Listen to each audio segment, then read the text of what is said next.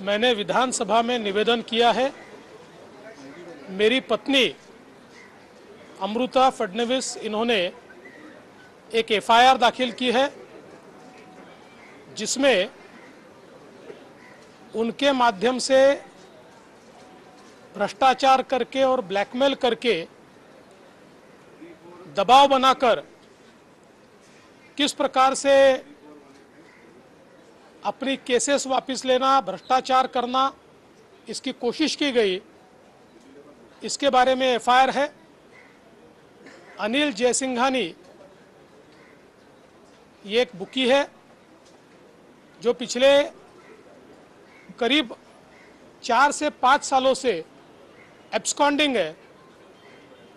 देश के भिन्न भिन्न राज्यों में उनके ऊपर 14 केसेस चल रही है और उनकी बेटी अनिक्षा जो पढ़ी लिखी है और संभ्रांत नज़र आती है, उन्होंने पहले 2015-16 में मेरी पत्नी से संपर्क किया था, बाद में कोई संपर्क नहीं था। और जिस समय महाराष्ट्र में एमवीए की सरकार आई, उसके बाद 2021 से वो वापस मेरी पत्नी के संपर्क में आई।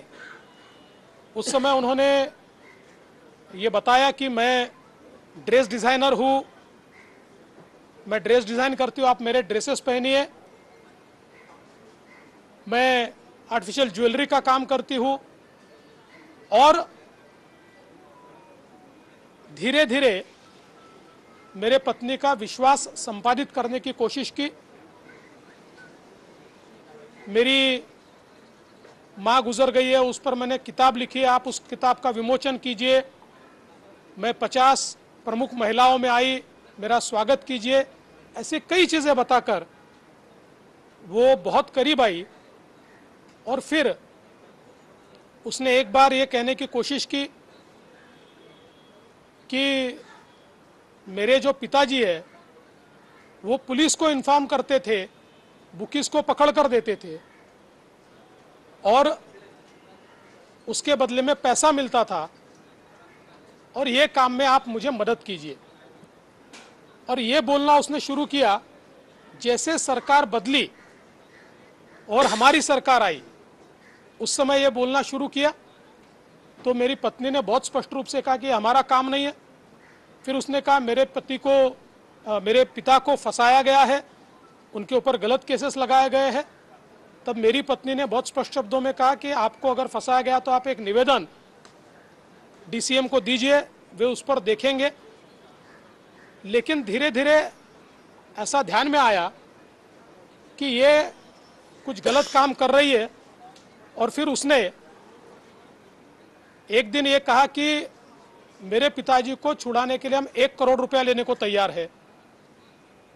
और उसके बाद कई बातें और कही और मेरी पत्नी ने उसके बाद उसको ब्लॉक किया।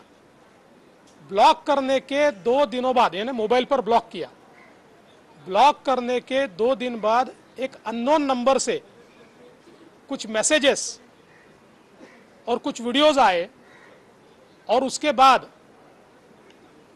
उसमें जिन्होंने भेजे थे वो अनिल जयसिंघानी थे कि आपने मेरी बेटी को ब्लॉक किया, आप अनब्लॉक कीजिए, हमको हमारी सारी केसेस वापस ले लीजिए। और कुछ और डिमांड्स की गई, ये करिए नहीं तो ये जो वीडियो है हम सार्वजनिक करेंगे।